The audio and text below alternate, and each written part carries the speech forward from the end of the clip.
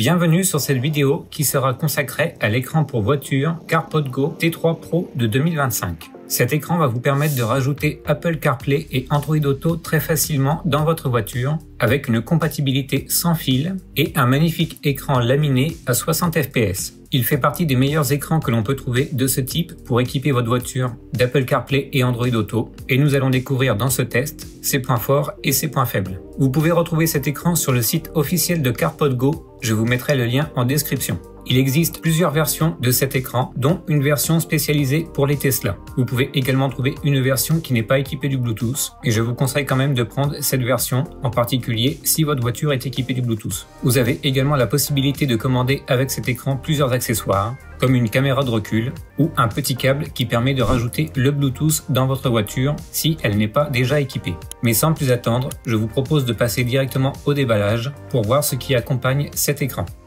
Lors du déballage, la première chose que l'on peut remarquer, c'est ce magnifique écran de 8,9 pouces avec un magnifique design et des bords incurvés qui vont s'intégrer parfaitement au tableau de bord de votre voiture. L'appareil est vraiment très fin comparé à d'autres appareils du même type de marques concurrentes. Les plastiques et les niveaux de finition sont vraiment très bons avec des bordures très fines sur le devant de l'écran. J'ai déjà testé plusieurs écrans de ce type et vous pouvez retrouver toutes les vidéos sur ma chaîne. Je vous mettrai tous les liens dans la description. À l'arrière de l'écran, on retrouve les haut-parleurs ainsi que plusieurs ports de connexion. Le premier port est un port USB-C pour l'alimentation. On trouvera ensuite une connectique jack 3.5 pour une sortie audio filaire, puis une connectique jack 2.5 mm pour la caméra de recul. Cette caméra est vendue en option, donc si vous ne l'avez pas inclus pendant l'achat, vous aurez toujours la possibilité de l'acheter séparément. Juste à côté des prises, on trouve le microphone intégré pour pouvoir passer des appels vocaux avec le haut-parleur, puis un second port USB-C destiné à l'installation des mises à jour pour l'écran. Une des choses qui est particulièrement agréable avec cet appareil, c'est que l'écran est entièrement laminé, contrairement à beaucoup de marques concurrentes, ce qui promet une très bonne qualité d'affichage. Et nous verrons ça un peu plus tard dans le test. Si on met l'écran de côté, on trouve également plusieurs accessoires inclus avec l'écran, auxquels peuvent également s'ajouter des extras selon le mode de diffusion audio de votre véhicule, Bluetooth, câble auxiliaire ou simplement radio FM. Dans la boîte, nous allons donc trouver un support avec un patin adhésif ainsi qu'un patin de rechange. C'est le support le plus minimaliste que j'ai vu pour ce type d'écran et qui peut être facilement adapté à différents tableaux de bord. Si ce type de support ne vous correspond pas, vous avez également un support avec une ventouse et un bras articulé télescopique. Ce type de support est adapté pour différentes surfaces, que ce soit votre pare-brise ou le tableau de bord. Un autre bon point pour cet écran, c'est qu'il peut facilement être enlevé de son support grâce à une attache magnétique. L'attache magnétique est vraiment très résistante et permet de supporter le poids de l'écran sans problème. On trouve également une plaque de montage souple, un câble 12 volts allume-cigare vers USB-C permettant l'alimentation de l'appareil, un câble USB-C mâle de 10 cm vers USB-A femelle pour les mises à jour de l'appareil, un manuel d'utilisation et enfin des fines bandes adhésives au cas où vous en auriez besoin. Pour les accessoires supplémentaires, on trouve notamment la caméra de recul qui est accompagnée d'un câble de 6 mètres et se connecte avec un connecteur 4 broches. Elle est également accompagnée d'un module qui est parfois nécessaire pour le raccordement, en particulier si vous avez des phares à LED. On peut également ajouter un récepteur Bluetooth auxiliaire ainsi qu'un émetteur Bluetooth FM si vous en avez besoin. Pour la partie technique de l'écran, on a quelques informations supplémentaires. On sait notamment qu'il tourne sur un système Linux avec une mémoire vive de 125 mégaoctets et 256 mégaoctets de stockage. Le format de l'image est en 16:9 avec une résolution de 1920 par 720 pixels et la luminosité de l'écran est de 700 nits. Il permet une restitution de 16,7 millions de couleurs avec une gamme de couleurs qui atteint 72% NTSC avec une dalle IPS. Le Bluetooth est en 5.0 et la caméra de recul que l'on peut ajouter permet de capturer une image en 1080p.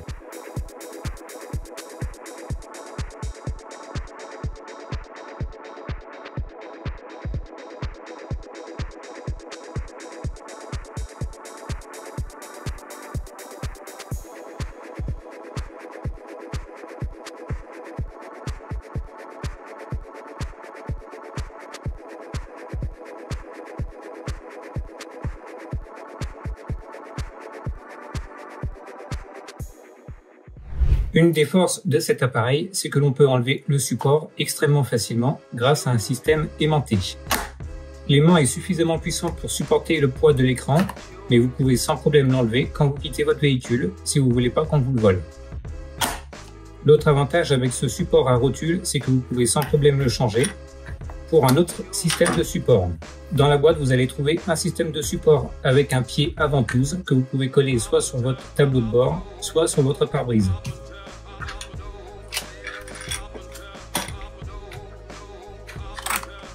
Le support à ventouse est complètement réglable. Vous avez donc la possibilité de mettre l'écran à peu près n'importe où dans votre voiture.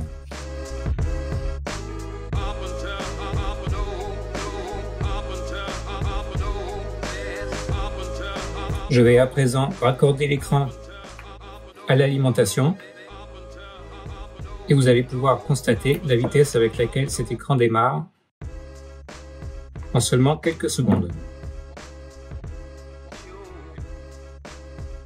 Comme vous pouvez le voir, c'est extrêmement rapide et on arrive directement sur l'écran d'accueil extrêmement minimaliste et design avec quelques raccourcis sur les différentes fonctionnalités. Le premier bouton nous amène directement sur Apple CarPlay. Le second nous amène sur Android Auto. Et les autres boutons sont des raccourcis vers les paramètres de l'appareil. Le premier nous permet d'ajouter vos appareils en Bluetooth sur l'écran. Celui-ci va nous permettre de régler différentes fonctions comme la luminosité, le fond d'écran, le logo. Des paramètres également pour CarPlay. Et le déclenchement de la vision nocturne. Vous pouvez voir qu'il y a encore quelques problèmes au niveau des traductions. Mais globalement, on arrive très bien à se retrouver dans les menus car comme vous allez le voir, l'interface est extrêmement minimaliste et plutôt bien pensée. Ce bouton nous permet d'accéder à tous les paramètres. En premier lieu, nous allons pouvoir changer la date et l'heure. Ici, on retrouve les paramètres pour le Bluetooth, les paramètres pour l'affichage. Ici, on a les paramètres pour le volume. On a plusieurs curseurs que l'on peut faire varier en fonction des préférences. Ici, nous allons pouvoir régler la sortie audio. Sur ce paramètre, on a la possibilité de connecter votre smartphone en Bluetooth à votre voiture pour pouvoir envoyer directement le son dans la voiture. Mais si votre voiture n'est pas équipée du Bluetooth, vous pouvez également passer par le paramètre FM qui nécessite de redémarrer l'appareil. Et une fois l'appareil redémarré, vous allez pouvoir choisir une station. Et vous allez pouvoir régler votre autoradio sur la même station pour pouvoir récupérer le son dans votre voiture. Il est également possible de passer par un câble en connectant le câble à la prise auxiliaire sur l'appareil et à l'autre extrémité sur votre autoradio, ou bien passer par les haut-parleurs de l'appareil. Et pour finir, nous avons la possibilité de réinitialiser l'appareil ou bien de faire une mise à jour. On verra ça un peu plus tard. Et les derniers raccourcis amènent directement aux fonctionnalités FM, Bluetooth et pour les mises à jour. Avant d'aller plus loin, je vous propose de voir comment mettre à jour votre écran et pour ça, il vous faudra utiliser le câble fourni avec l'appareil. Vous allez également avoir besoin d'une petite clé USB que vous allez raccorder au câble qui est fourni pour pouvoir faire la mise à jour. Commencez par aller sur le site officiel de CarPodGo, je vous mettrai le lien en description pour pouvoir télécharger la dernière mise à jour disponible. Vous allez télécharger un fichier zip que vous allez dézipper dans votre clé USB qui devra être entièrement vide. Vous pouvez par la suite supprimer le fichier zip et conserver les fichiers que vous avez dézippés dans la clé USB.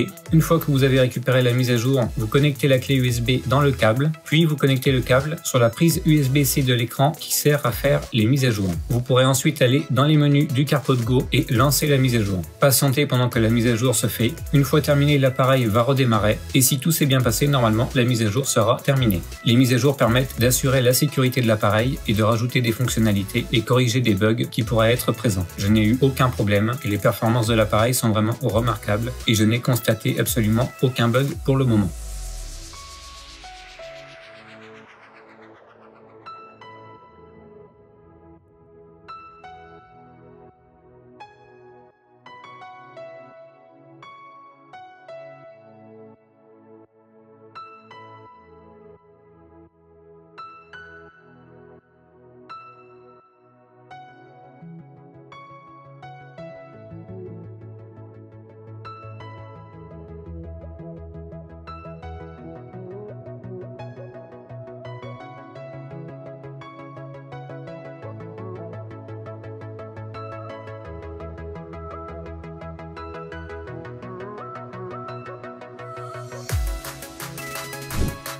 Nous allons voir à présent comment connecter un smartphone Android sur l'écran pour pouvoir récupérer Android Auto.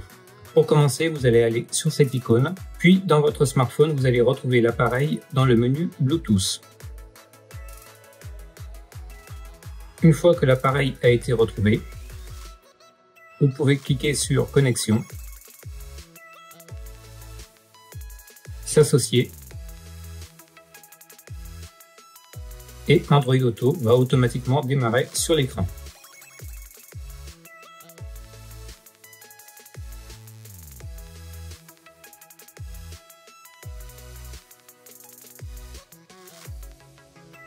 Vous allez retrouver toutes les fonctionnalités classiques d'Android Auto avec les paramètres associés et les différentes applications compatibles que vous avez installées sur votre smartphone, comme les applications de navigation ou de musique. Vous avez également la possibilité d'avoir accès à Google Assistant et de répondre à vos appels ou à vos SMS directement par la voix. Pour pouvoir connecter un iPhone, c'est pratiquement la même méthode. Vous allez sur le premier onglet et dans les paramètres de votre iPhone, vous allez rechercher dans le Bluetooth l'écran pour pouvoir le connecter à Apple CarPlay.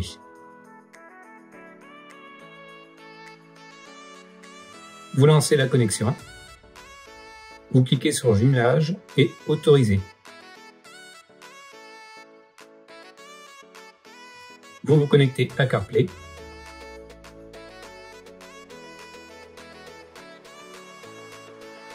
Et vous arrivez directement sur Apple CarPlay. La connexion se fait instantanément et vous allez maintenant pouvoir profiter d'Apple CarPlay avec toutes vos applications compatibles. Vous pouvez remarquer par la même occasion à quel point l'écran est fluide et réactif. Les applications GPS comme Waze fonctionnent parfaitement.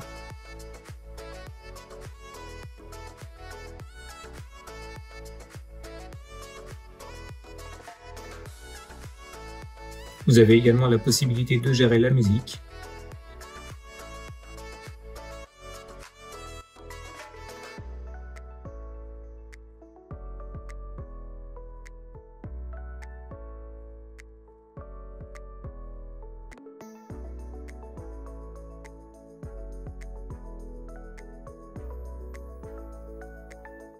Deux places pour un concert de Carlos. On peut dire. Pardon, excusez-moi. Est-ce qu'on peut terminer une phrase? Oui, il fallait pas nous inviter. Il y avait Big Bisou. Est-ce que vous voulez faire un jour un livre, Philippe Besson, sur le harcèlement de la...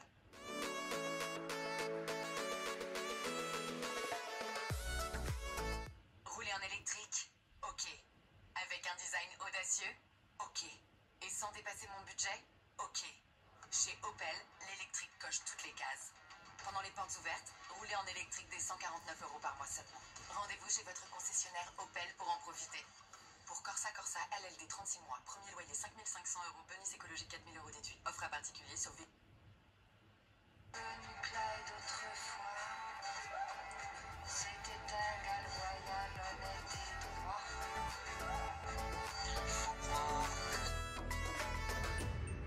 Et vous pouvez bien évidemment gérer tous les paramètres d'Apple CarPlay. Pour retourner au menu d'accueil, il suffit de cliquer ici. Nous allons voir maintenant en combien de temps l'appareil est capable de se connecter à Apple CarPlay en passant de l'état éteint à l'état allumé.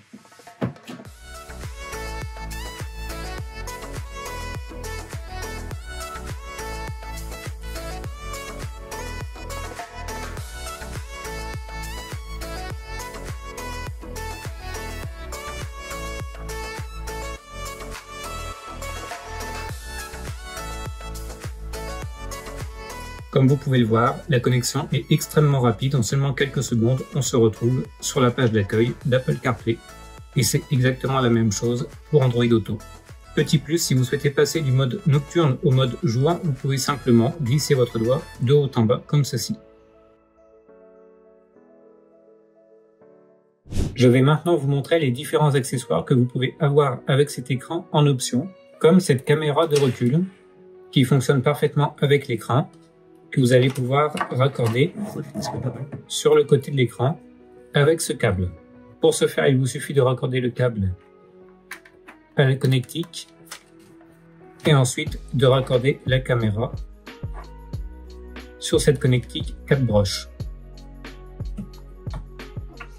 Il faudra pour finir raccorder ce câble rouge à une des ampoules de recul de votre véhicule et lorsque vous allez passer la marche arrière, cela enverra un courant de 12 volts dans le câble et affichera la caméra de recul sur l'écran. Malheureusement, pour pouvoir la tester, il est obligatoire de raccorder ce câble sur votre voiture, sans quoi il n'y aura aucune image affichée. C'est un des points négatifs sur l'écran, c'est qu'il n'y a absolument aucune option pour afficher la caméra sans avoir raccordé ce câble. Dans certains cas, pour pouvoir faire fonctionner la caméra, il sera également nécessaire d'utiliser ce module pour pouvoir afficher l'image de la caméra sur l'écran. C'est surtout nécessaire pour les véhicules récents qui utilisent des éclairages avec des ampoules à LED et un courant instable qui a pour effet d'afficher une image qui clignote sur l'écran ou bien même un écran noir. Et pour régler le problème, il faudra connecter cet appareil sur votre raccordement. Si vous avez commandé cet écran avec la caméra en option, vous recevrez également cet appareil pour pouvoir le raccorder. Dans les options, vous allez également pouvoir retrouver ce petit câble avec une connectique USB d'un côté et une connectique jack de l'autre côté. Ce petit accessoire a pour objectif d'ajouter le Bluetooth dans votre véhicule si vous n'en avez pas. Il suffit alors de raccorder cette connectique USB soit dans une connectique USB déjà présente dans votre véhicule, soit dans le raccorder dans l'alimentation allume-cigare qui est fournie avec l'écran. Vous allez à présent pouvoir raccorder la connectique jack dans l'autoradio de votre véhicule et ensuite vous connecter en Bluetooth à cette connectique USB et transmettre le son de votre smartphone en Bluetooth dans votre véhicule.